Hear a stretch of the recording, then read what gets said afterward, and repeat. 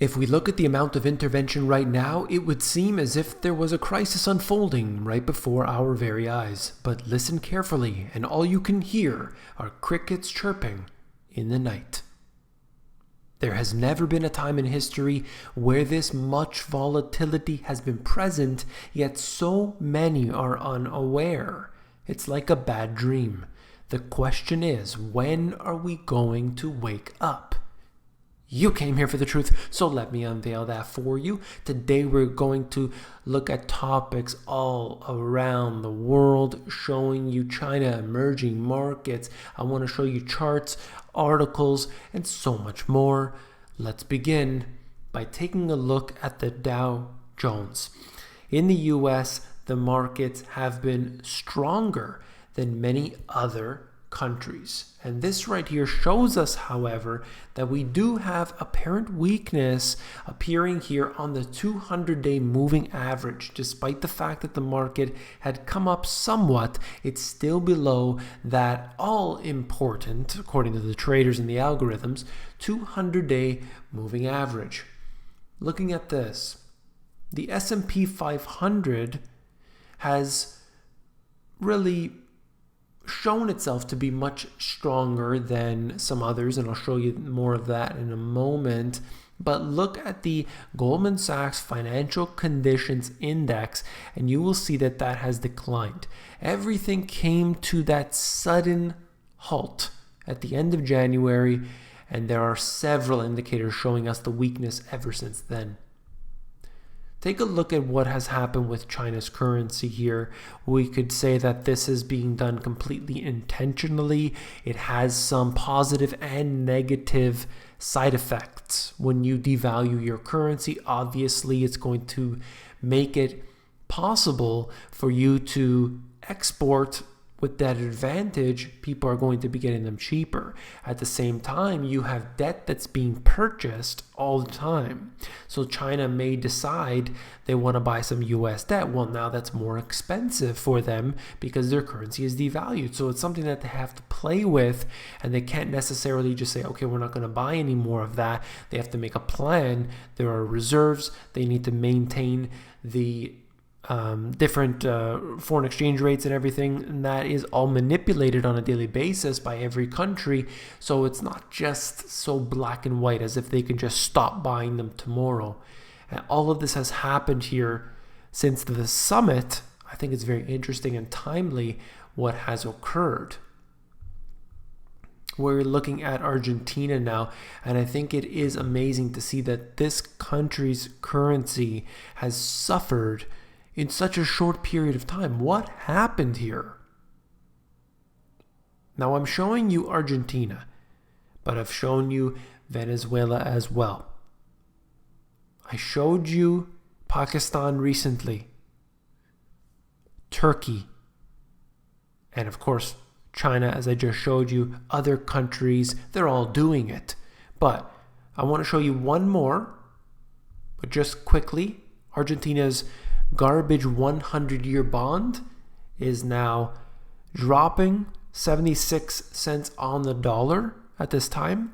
Who in their right mind would buy a 100-year bond, no matter what country that is? Nobody knows what's going to happen 100 years from now. Of course, that's never the intention of the bondholders, to keep to maturity. I always say that, but essentially it's a silly thing to even have. I mean, it was oversubscribed. Imagine, despite the fact that everybody knows this will always be a failure to have this, it was oversubscribed something like 3.5 times. So more people wanted to get in than they were able to give out. And my friends in India, this is what I wanted to show you. You can see that the currency, the rupee, has fallen dramatically in the last little while. Ever since, again, around that January time frame, it has come down ever since. Of course, that's on the inverse, but it's showing us the value has declined in relation to the US dollar. It's going to get worse. There are different reasons for this. Ultimately, what I would say is that Just look around the world. They're all doing it. It is a currency war that has taken place. Every country controls the value of their currency. Their central bank is manipulating it on a daily basis. So never forget that. But of course, it all works in a cycle. One country acts, the next country responds. And none of this gets reported on the news. You have to look at the charts and you have to see and read between the lines for what little bit of information we can get out of the central banks. And ultimately, they're not going to give us any of the good details going on behind the scenes. Now, you'll see these right here. The red one is the too big to fail banks, global systemically important banks, I believe. That's declining. And whether it's the U.S. stocks in the green there, the world stocks in the blue. I showed you this something similar just recently. But when I look at it, I see a lot of turmoil. I see a lot of what I was seeing in 2017 was everything on the way up. Everything. Okay? And suddenly everything changed. What's going to happen? Well, you tell me. Everyone seems, I shouldn't say everyone, but there's a few people out there who claim to know what's going to happen. So you can tell me when the Fed is going to save the day. Now, this was interesting. This is the true money supply. And there's a calculation for this, and I don't have it in front of me here, but essentially it's a more accurate way to look at the money supply rather than the M2. And we can see, this is year over year percentage, by the way, it's not the total money supply. Every time that this contracts, basically slower and slower growth, we have a recession. You'll see how that proceeds in this chart here, precedes all of these different recessions. To me, this is another warning sign because you need that central bank to be consistently printing money more and more and more and more. And if it slows down, we have a crash. But why though? What about the economy? Well, the truth is that the economy doesn't matter. Only central banks matter today. The economy could be doing really, really well. Truly, really well. But it wouldn't matter for the stock market. It wouldn't matter for bonds. It wouldn't matter for all of these different financial so-called assets. All that matters today is how far the central banks are willing to go. Look at this, record maturities. Emerging market companies and governments are facing hefty dollar bond maturities. China's is off the charts. Dollar-based corporate and government bonds due from May 21st, 2018 to the end of 2019. They have to deal with this. Now imagine if they're going to devalue their currency significantly and they're going to be buying up more, they're going to be paying a bigger price for that. Maybe they have another plan. Maybe they don't want to buy dollars. We'll see. Remember that. Remember, you hold a certain amount of debt as a country, as a company, or whatever, but all of that debt has a maturity. Are they really short pieces of paper? Are we talking 90 days? Are we talking, 1 year? Or is it beyond that? Are we going to multi-year maturity dates on this? And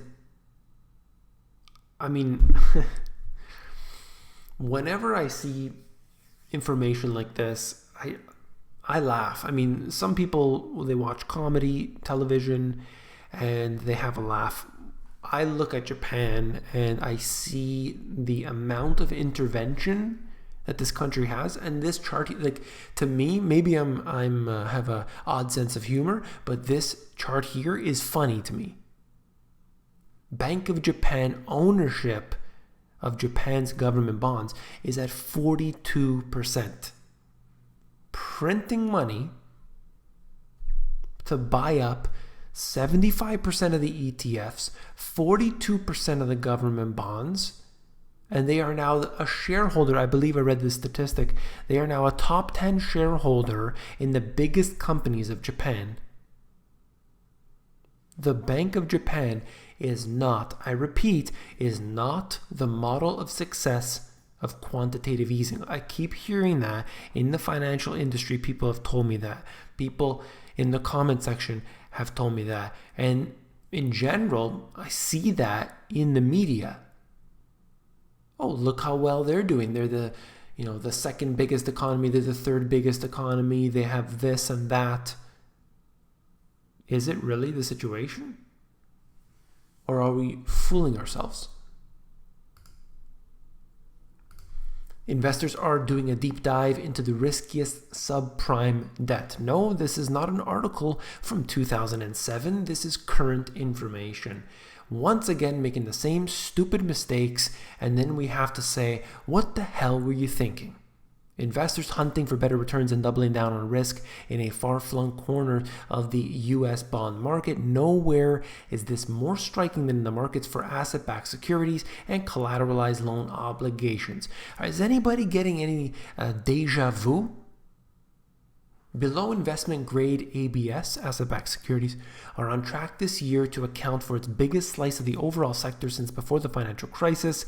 At the same time, the riskiest CLO notes are now a larger percentage of the market than they have been in the past 2 years. Now, I will say, it's in terms of its total dollar value, I believe it's significantly lower than what we saw in 2007, 2008. That's based on what I've seen. However, it's still increasing. We are still going back into that territory. Big mistakes. And it happens quickly too. Because as people lose, they lose the desire to get into something that's not going to grow, or maybe just at 1%, they want more return. So they go into these risky derivative structures and they pay the price. Last but not least, this is not a joke. We're going to talk about cheese. America's stockpile of cheese is at its highest in more than 100 years. Can you believe this? America has 1.385 billion pounds of cheese in its stockpile. The largest in 100 years. In at least 100 years. Okay, so the reason that I mention this is not to talk about cheese, I assure you, but there is no need to have 1.4 billion pounds of cheese. It's not logical. There's no sense in it. It's not saving for a rainy day. The reason why this occurs is because you have these farmers that are being subsidized. You have the incentive there. If this was a free market, there would be no more cheese being made, okay? There's no need for it. You could probably, with 1.4 billion pounds of cheese, I'm guessing here, but you could probably go years without producing any more. Stop making cheese. Start getting people to work on things that they're needed. Where they're needed. Put the energy where it's needed. If we don't need any more cheese, stop making it. And I hope I'm making this example, making myself clear here. All right? But of course, everyone loves big government anyway. So you tell me, should they make more cheese? Or should we put the resources into a more productive use? You tell me. If you found this video informative, please give me a thumbs up. Last but not least, if you found the video informative, I know that you will find my books, The Money GPS, and my newer release, Global Economic Collapse, even more informative. If you want to check them out, links are in the description. Take care.